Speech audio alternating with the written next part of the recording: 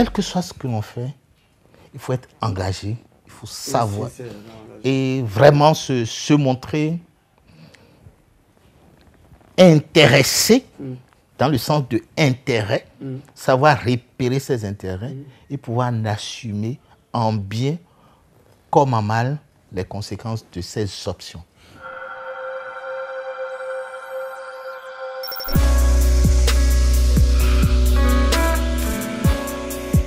J'ai connu Théodore par Houeti Kokulaza. Théodore était, quand il intervenait, les premières interventions de Théodore dans les spectacles des étudiants, il n'était qu'en classe de seconde. Et je ne sais pas là où vraiment Houeti l'a déniché. On devrait monter dans une période de crise, 88-89, un spectacle. Un spectacle parce que l'université était fermée, mais nous, on voulait continuer à porter cette foi. Et avec un universitaire, Midi Rouen, et un artiste, Houeti Kokulaza, on a décidé de monter un récital poétique. Récital poétique. C'était la première fois que j'entendais ça. En fait, c'était aussi une astuce. C'est-à-dire, c'est des textes qui existaient, que connaissait tout le monde. Bon, ben donc, on n'écrit rien, on ne dit rien de nouveau. Mais ils ont choisi les textes en fonction, bien sûr, de tout ce qui se... des circonstances. C'est comme ça que Houeti m'a dit, ah, je vais te présenter un jeune homme. Il va venir. Je dis, ah, mais avec plaisir. Bon, j'ai vu le monsieur frêle, Théodore de la classe de seconde, personnable. Puis, bon, ça ne me disait rien. Et puis, bon, on lui propose un test à lire. Alors là, silence, savoir, l'expression, c'était puissant, vraiment puissant, nous a séduit. Donc, c'est dans la production du spectacle dit récital poétique que j'ai connu Théodore par le biais de Houeti.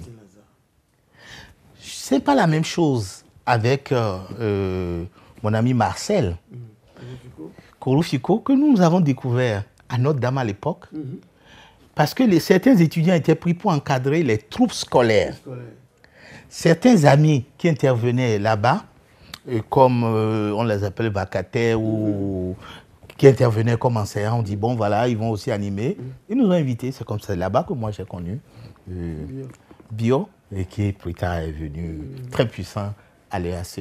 Donc j'ai cité ceux qui intervenaient avant même que d'être étudiants, et c'est dans ce lot aussi qu'il faut vraiment mettre le Tout-Puissant et l'Éternel Béhanzin Théodore. Et d'abord, je l'ai connu après, complètement après. Et je pense que moi, je suis presque parti, que je l'ai connu. Et c'est pareil avec Iyas Yetchenou.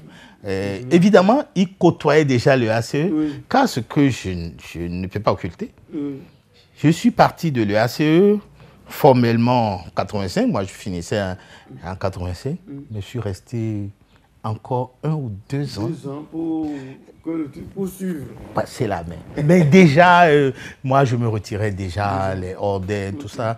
Je ne les ai pas vraiment connus personnellement sur les plateaux de théâtre. Et je venais sporadiquement pour voir comment les choses se passaient. Je ne retenais pas vraiment tous les noms, mais ce ont été de très brillants animateurs de l'EACE.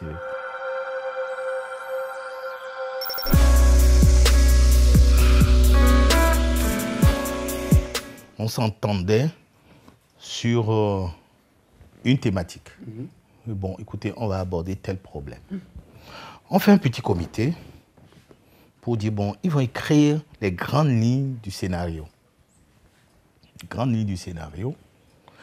Et puis après, on détermine les grands personnages autour duquel le jeu va se mener. Jusqu'à cette phase, en dehors des grandes lignes du scénario, des grands personnages, rien n'est écrit. Alors, on commence effectivement par jouer. Je dirais comme les enfants le feraient aujourd'hui. On commence par jouer. Improviser, pas faire de l'improvisation. Et c'est progressivement qu'on se dit, bon voilà, telle partie-là, il vaut mieux formellement les créer pour que ce soit plus puissant. Ce soit plus puissant. Message là, bon, on avait nos expressions à l'époque. Et puis, bien entendu, il y en avait dans l'arrière-coulisse, je ne dis pas coulisses seulement, dans l'arrière-coulisse, et nous aidait vraiment à rédiger. Kwetin Kokulaza, Kouyanzode, Kodjo Christophe, le professeur Dianjo Gabriel, et plus tard, Lazare, Serhuito, Dako, Fortuné. En plus, au taillé, c'était les plumes secrètes et discrètes. Voilà.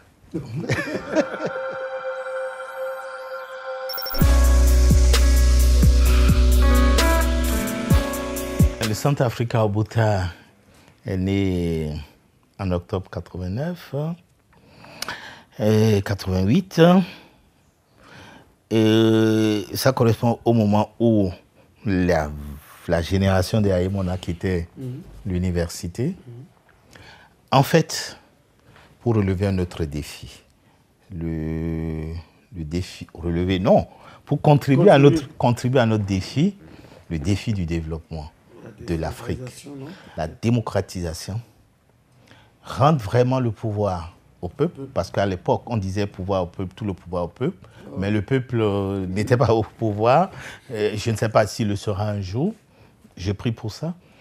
Et avec d'autres amis qui n'étaient pas des Béninois, mais avec lesquels on échangeait beaucoup. Car autre chose qu'il faut rappeler, le ACE n'a pas eu que d'influence au Bénin. On influençait, je pense, positivement, un certain nombre d'universités de la sous-région, le Togo, le Burkina Faso, et j'en passe. Et tous les regroupements d'artistes, étudiants ou non, auxquels le ACE participait, laissait toujours une petite touche. Donc il s'est créé comme au plan ouest-africain, pour rester modeste, une sorte d'amitié. Et c'est là où déjà les réflexions étaient que, bon, mais on ne sera pas tout le temps étudiant. Et quand on aura fini de dire ce qu'on dit là, il va falloir qu'on passe à l'épreuve un jour, qu'on puisse proposer des formules. Voilà. Et il faut le dire très clairement, Lazare Serhuito a été un grand inspirateur du Centre Africa Obota. Alors, j'aime à le rappeler, le Centre Africa Obota est un raccourci. Sinon, c'est Centre culturel Africa Obota. Donc, la notion culturelle était déjà à l'essence. Parce que beaucoup se disent, mais pourquoi est-ce qu'ils font ça, ils font du théâtre? Non, c'était très clair que dans l'approche, la culture devait largement contribuer à la libération, comme on aimait le dire, à la libération de l'Afrique. Donc, la suite, on la connaît. Et au Centre Africa Obota, quand c'est né, des gens qui étaient encore à l'université intervenaient déjà. Tout comme à l'EACE, des gens qui n'étaient pas étudiants, mais qui étaient élèves, intervenaient déjà. Et le Centre Africa Obota a fait son chemin. Je pense modestement qu'il a contribué à l'enracinement de la démocratie. Je montre modestement à l'enracinement de la démocratie au Bénin. Et je laisse le temps à ceux qui sont aujourd'hui là de pouvoir mieux en parler et de pouvoir en parler avec plus de dextérité.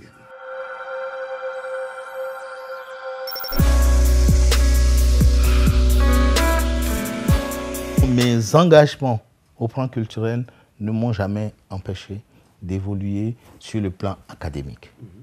Et Dieu merci. Je n'étais pas des plus brillants, je n'étais pas des plus nuls aussi.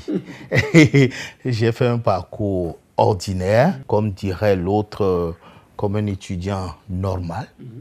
Un étudiant normal. Et ce qui est curieux, c'est qu'il y avait des enseignants qui suivaient, des enseignants de la faculté qui suivaient ce que nous on faisait. Et qui aimaient peut-être dans leur discrétion, qui aimaient ce qu'on faisait. Et là, je dois ici rendre témoignage au recteur Ntondi Alexis, et qui après a été mon maître de thèse. Et c'est plus tard que j'ai su qu'il y avait aussi d'autres qui, dans leur petit coin, aimaient bien ce que faisaient les étudiants. Mais c'est plus tard que j'ai su. Et j'ai vraiment connu, disons, j'ai plus approché, paix à son âme, le professeur Alexis Ntondi, parce qu'il était le président de l'association de développement, je crois, de Tori ou de sa localité. Il avait eu besoin de faire un spectacle, enfin de faire une grande manifestation. C'est curieux, moi je devais être en 3e année comme ça, il me fait appeler, il dit, ah bon, écoute, vous ne le connaissez pas, mais il était d'un fair play. Il dit, bon, mais est-ce que vous pouvez venir faire quelque chose pour moi? Paul, il ne m'appelait pas mon prénom, pour faire quelque chose comme ça pour mes populations. Je dis, ah, mais j'étais surpris. Et parce que je ne savais pas qui connaissait un groupe comme ça, qui pouvait venir. Je dis, ah oui, mais je vais toucher les miens. Il dit, ah bon, d'accord. Et puis, après, je l'ai revu, on dit, bon, on va là-bas, on va faire théâtre, on va faire danse. T'es aux anges. On dit, moi, j'étais heureux d'avoir prouvé à mon grand patron que les étudiants pouvaient être aussi utiles, les tout petits étudiants pouvaient être aussi utiles pour ce plan. Et puis après, on a eu d'énormes. Bref, j'ai fait toutes mes études à l'Université nationale du Bénin. J'en suis sorti en novembre 85.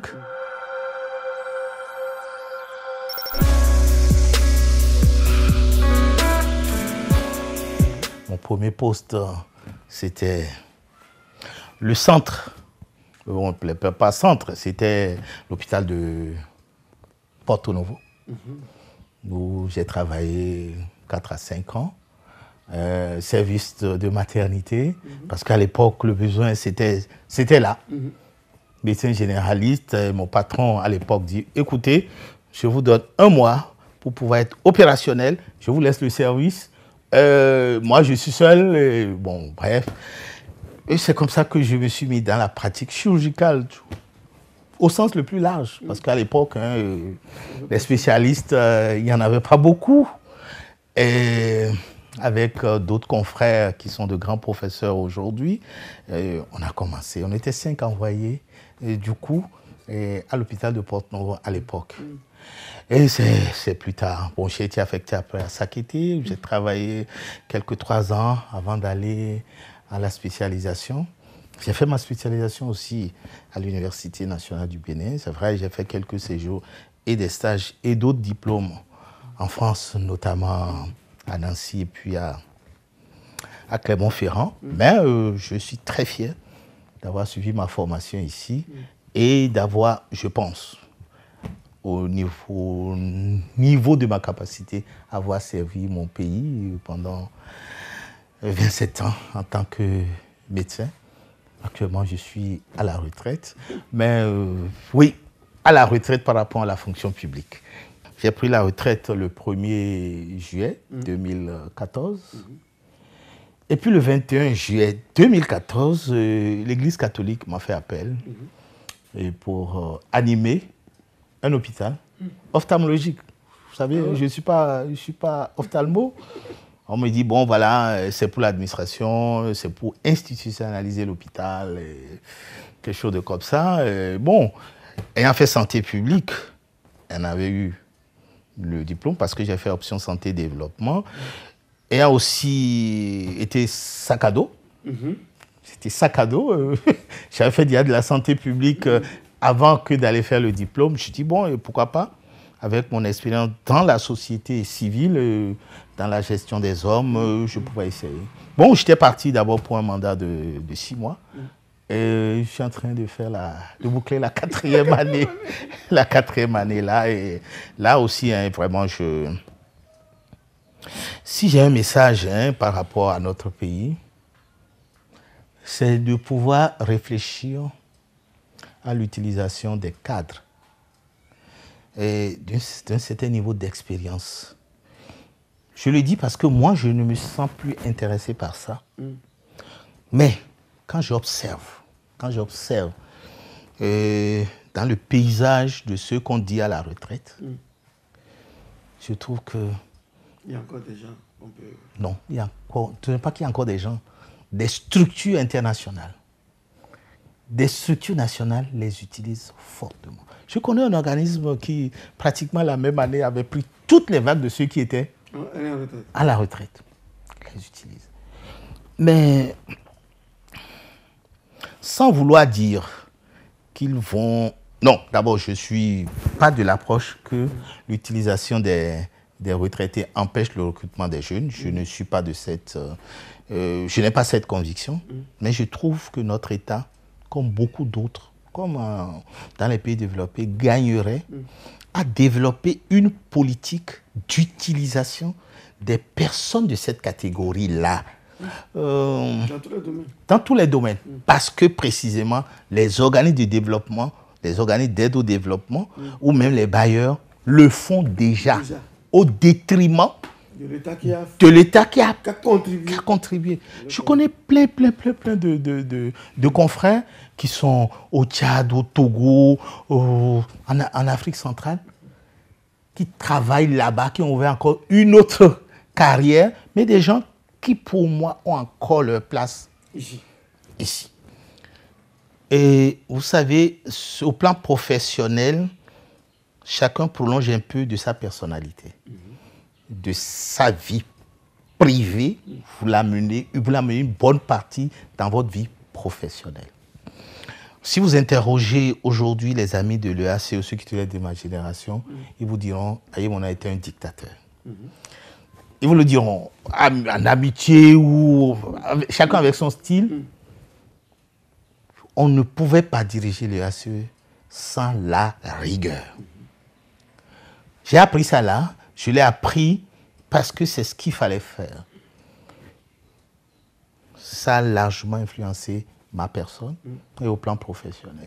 Je n'accepte pas le retard, je n'accepte pas qu'on ne fasse pas ce qu'on doit faire, je n'accepte pas qu'on ne soit pas là où on doit être, je n'accepte pas. Bon, voyez-vous, moi, je finis le spectacle à 2h, je sais qu'à 7h30, je dois être au staff.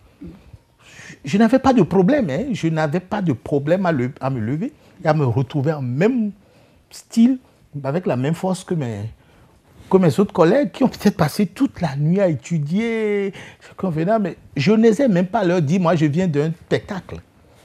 Je n'osais pas le leur dire.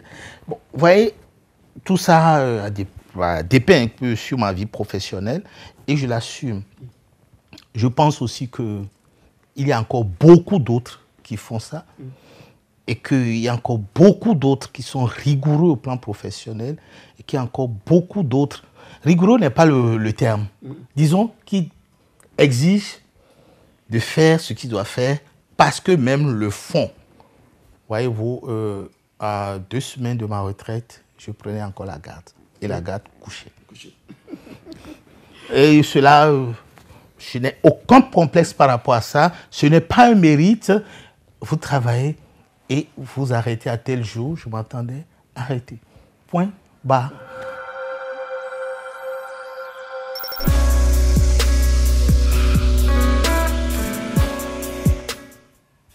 Si ce n'est pas tard,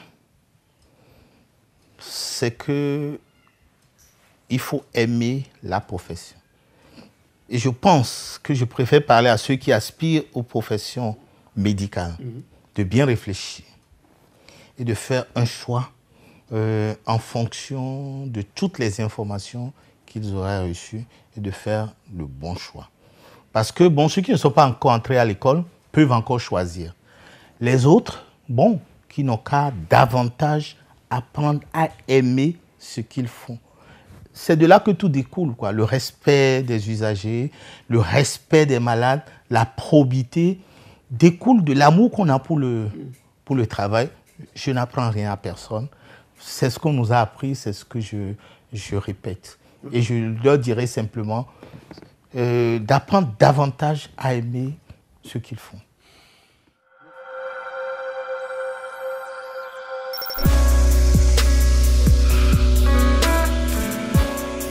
J'appartiens à une société qui est plurielle. J'ai des engagements parce que j'ai des conditions politiques. Elles ne datent pas de la conférence nationale, elles ne datent pas. J'ai des convictions politiques que je défends. J'ai des engagements civiques que je défends. J'ai des engagements sociaux que je défends. Donc pour moi, la société est plurielle. Je ne fais pas de cloison entre politique et autres parce que je ne veux pas être un hypocrite. Cela dit, j'ai contribué à créer et animer le Centre Africa au Botha. Je pense modestement avoir fait mon temps, je me suis retiré un temps et pour l'histoire, ils m'ont rappelé, je suis retourné pour travailler un temps. Aujourd'hui, je suis par rapport au Centre Africa au Botha, non pas la touche, je regarde ce qui se fait et je crois que de bonnes choses vont continuer. J'ai un engagement pour la promotion de la famille, la protection des enfants, ce qui nous a amené, pas d'autres faits d'histoire, dont on pourrait parler, à créer Regard d'amour, la fondation Regard d'amour, pour la protection des enfants. Et là, bon, avec mon épouse et un certain nombre d'autres personnes qui sont des amis, nous avons mis ça là sur pied, cette institution sur pied, pour répondre à un problème. Cette institution, cette structure aussi fait son petit bonhomme de chemin. J'apprends à la Fondation Regard d'amour à ce qu'elle se développe aussi sans moi. Je dirais la même chose, mon épouse aussi, nous apprenons aussi à ce que cela évolue sans nous. Bon, ben voilà. Au plan politique, je regarde aussi aujourd'hui beaucoup d'amis faire leurs armes, développer leurs activités et je ne leur souhaite que beaucoup de chance et beaucoup de bonheur.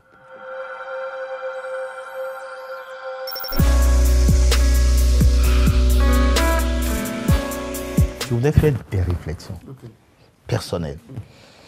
Et première réflexion, c'est qu'il faut des Claude Balogun dans tous les secteurs. Disons, contribuer à promouvoir les autres n'est pas le premier réflexe du Béninois, notamment au plan artistique. Ce n'est pas le premier réflexe. Et de loin, je me rends compte que Claude Balogun fait la promotion des artistes. Je dirais même plus loin, il fait la promotion de ses concurrents. Oui, il n'y a pas de concurrent. Bon, donc ça vraiment, je dois porter ce témoignage-là. La deuxième réflexion, c'est qu'il faut aider à écrire l'histoire de notre pays, dans tous les domaines. Et ce n'est pas forcément ceux qui ont fait les grandes écoles d'histoire ou d'art littéraire et autres qui peuvent le faire. Chacun laissant un petit dossier, un petit document, pourrait servir après à mieux étoffer et à mieux comprendre ce qui s'est passé. La dernière chose, c'est qu'il faut souhaiter que le fait culturel soit mis dans sa position d'organe de développement. Et que cela soit compris par les politiques et vraiment qu'on fonctionne en tant que tel. Mais ces éléments-là que tu produis vont rester. Voyez aujourd'hui, de tout ce qu'on dit à ce... Il y a des choses que j'ai entendues aujourd'hui que je n'ai jamais entendues quelque part. C'est où? C'est dans les têtes d'un certain nombre de gens qui sont en train de partir. Qui sont en train de partir. Et il faut le faire, pas pour ces personnes-là, mais pour la compréhension du fait culturel de chez nous.